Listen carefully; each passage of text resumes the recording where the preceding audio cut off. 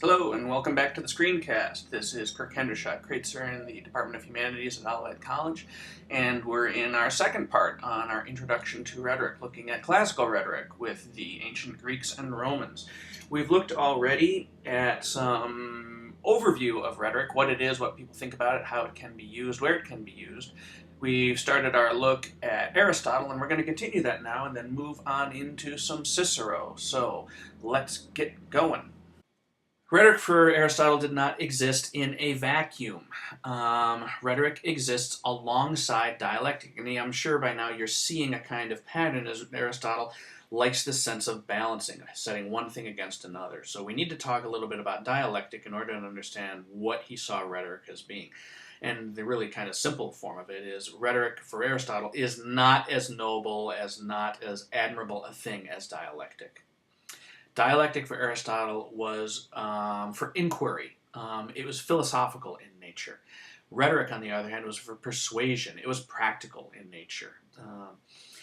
Aristotle saw dialectic as operating on a higher plane. The rarefied, the intellectual, the moral, the ethical, whereas rhetoric was more for practical politics and everyday matters. Dialectic, for Aristotle, works by the means of individuals' questions and answers. So people talking to each other in conversation, in dialogue. You see the root of the word dia, two people talking. Rather than one individual's continuous flow of truth or what they want you to believe is truth. On the other hand, rhetoric, Aristotle saw as actually a companion to dialectic. It went along with it, but it was sort of subservient, subsumed by dialectic. And one way in which this is articulated is that it is a continuous flow of ideas from a single speaker. So one person talking, one person writing, rather than two people in conversation. You get a great example of these two things if you look at any of the Socratic discourses where an individual is questioning another, the other individual answers, and then the first individual asks another question, and so on and so on. And that way, you tunnel down towards truth, which is what the object of dialectic is. That's why you study and argue about a subject, is you want to find out truth. Not the truth, but actual truth, the bedrock true nature of something. That's very different from rhetoric, where your object is to persuade people to believe something is true rather than to find out what really is true.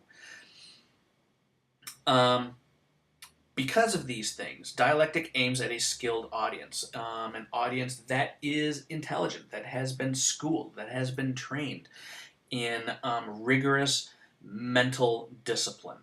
On the other hand, rhetoric aims at a common audience, and this is a great quote, with restricted intellectual resources. That gives you a really nice idea of the way that Aristotle thought about the kind of mass of people who are out there in the world. They're just too knuckleheaded to be able to deal with dialectic, so rhetoric is the thing that is made for them. That kind of tells us where we're sitting in Aristotle's universe, doesn't it? Aristotelian rhetoric is characterized in part by Aristotle and his followers and their arguments with another group of rhetors and rhetoricians from the period called the Sophists. I told you they were going to come up. So again, here we have some oppositions. Aristotelian rhetoric is represented best by Aristotle, Plato, and Socrates. Sophist rhetoric is represented by three people that you've probably never heard of and probably never read: Protagoras, Gorgias, and Isocrates. Aristotelian rhetoric is grounded in logic and philosophy. Sophist rhetoric is grounded in emotion and poetry. And here's where you're getting that kind of binary opposition between a systematic collection of rules for effective oral and written communication, that's the Aristotelian side, versus empty, vacuous, manipulative, sneaky speaking, which is the sophist side of things. Aristotle and his followers saw the aim of rhetoric as to enlighten and persuade.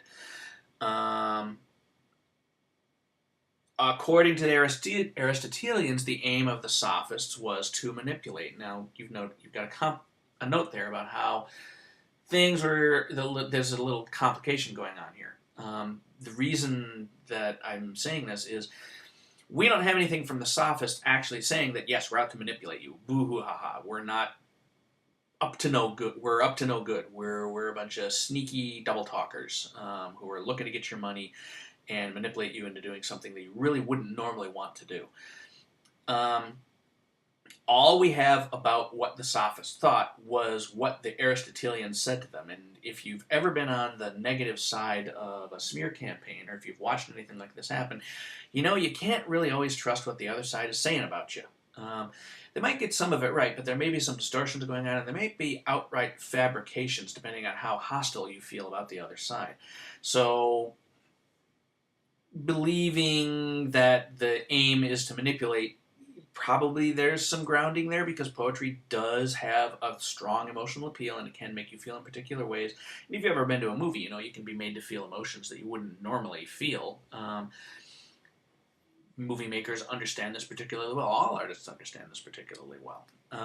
But whether that was their only aim is a much more complicated issue. If you think about it, this is where you get, if you've ever read your Plato, you know about his argument that in his utopia, in his perfect society, one of the first things you should do is get rid of the poets, because the poets get everybody all emotional and worked up, and can't have that. So get rid of them. Poets are dangerous, which today sounds kind of funny. How could a poet possibly be dangerous? But back in the day, poets were seen as particularly threatening to what the Aristotelians saw as good social order. After Aristotle comes Cicero and Ciceronian rhetoric. So we've looked at Aristotle. And the reason we start with Aristotle is because he's basically the foundation. He's the ground of all rhetorical study ever since then. People are either following along behind Aristotle, extending him, modifying him, or they're reacting in some way against him and what his followers thought. So he's sort of the lodestone around which all other rhetorical theory orients itself. Cicero followed along in the Aristotelian tradition.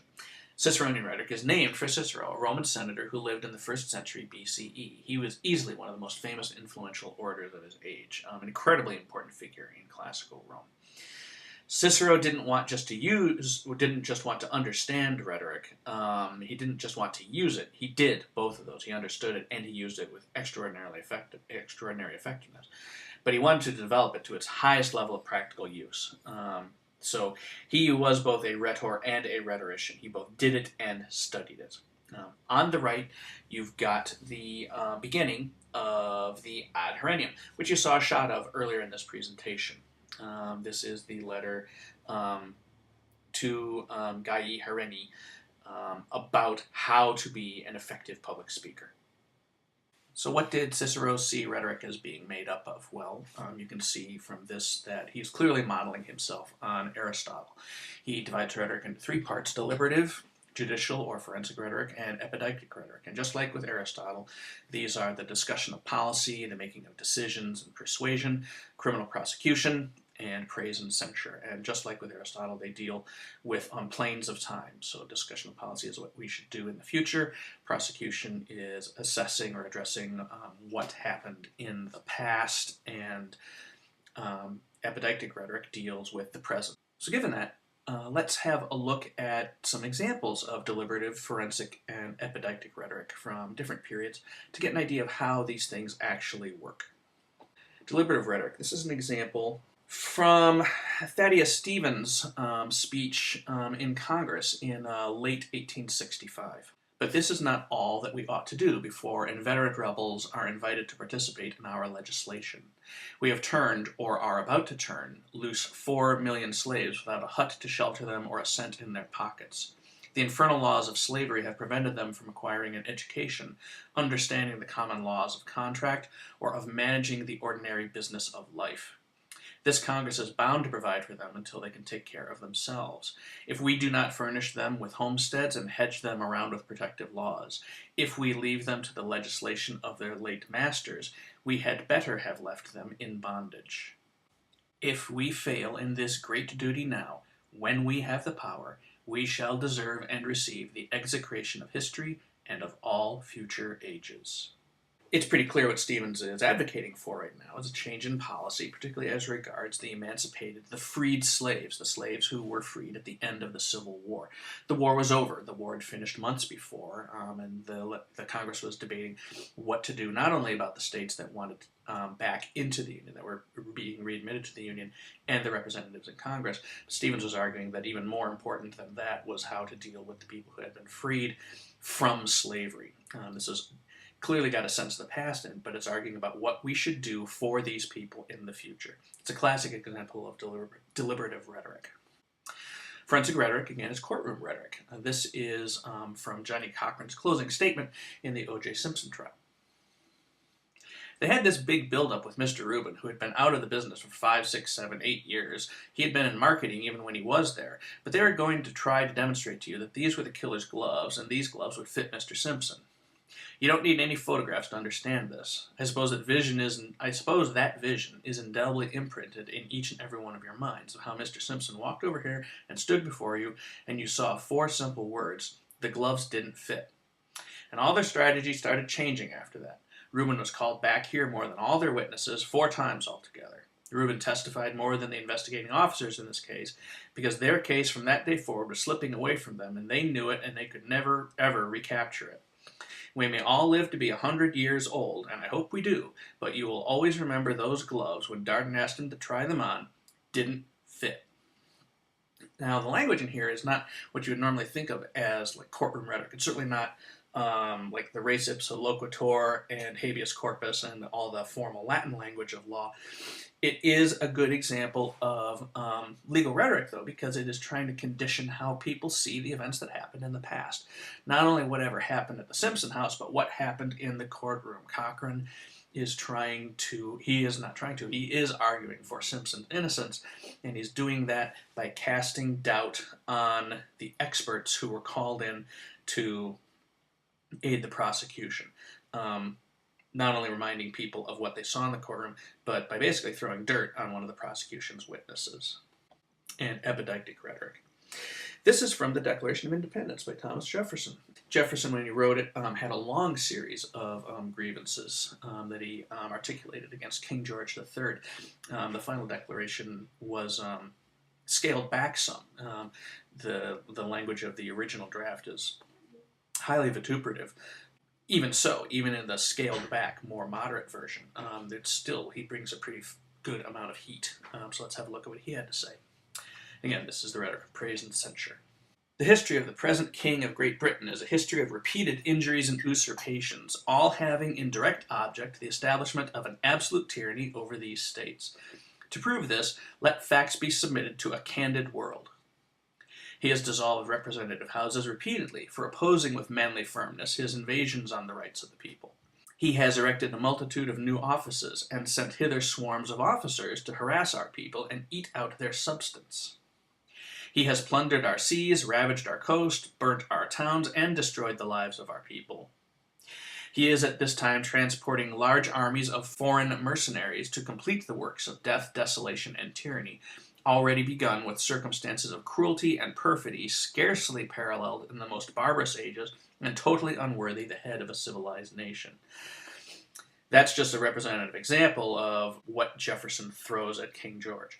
It is dealing with the past, obviously, because it's talking about what the king has done. But what he's doing right here is in the present right now. He says, this is what George is. He is this person. This is clearly the rhetoric of centuries, clearly rubbishing the king in order to establish his point that someone so deserving of blame must be resisted. It's a lovely example of invective, which is one of the techniques of epideictic rhetoric in the censure area. So that takes us through the first part of our look at Cicero. When we come back, we'll finish up with Cicero, and then we'll move on into grammatical and second sophistic rhetoric, and from there into early Christian, medieval, and Renaissance, and so on. So hope to see you in a few minutes.